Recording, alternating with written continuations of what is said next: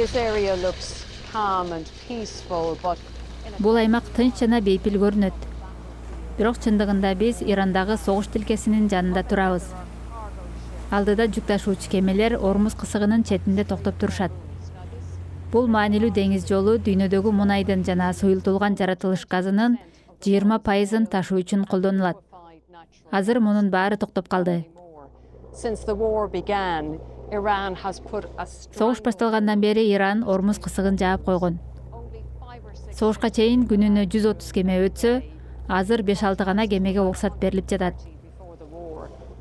This waterway is now a weapon in the hands of Tehran. Бул деңиз жолу азыр Тегерандын куралы. Балким бул алардын эң кубаттуу куралы болушу мүмкүн. Ормуз кысыгынын жабылышы менен мунай жеткирүү азайып, тартыштык жаралып, баалар көтөрүлүп, керектөөчүлөр арасында тынчсыздануу жаралып, эл аралык коомчулукта чыңалуу пайда болду. Pressure in the international community. This is about as close as we can get. Биз мүмкүн болушунча жакыныраак барууга аракет кылдык. Оман бийлиги тарабынан чектөөлөр киргизилген жана кысыктан өтүүгө аракет кылууда да тобокелчиликтер бар. Бул деңиз жолунда жүргөн кемелер Ирандын дрондоруна жана ракета чабуулдарына кабылышы мүмкүн. Андан тышкары сууда миналар болушу да ыктымал деген кооптонуулар бар. Ал эми ачык деңизге көз чаптырсаң, кандай гана күч болбосун, америкалыкпы же эл аралыкпы, кысыкты көзөмөлгө алуу канчалык оор, ал тургай дээрлик мүмкүн эмес экенин түшүнүүгө болот. Control of the strait.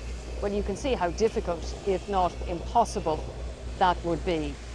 Биз мында жээкти бойлой бир нече сааттан бери сүзүп жүрөбүз.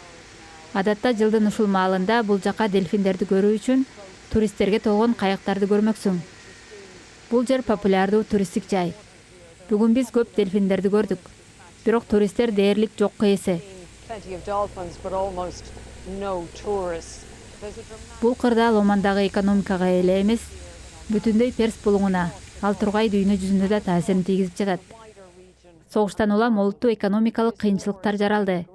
Ал эми Иран ушул экономикалык басымды пайдаланып, Дональд Трампты кандайдыр бир келишимге барууга түртүүнү көздөп жатат. Donald Trump towards a settlement.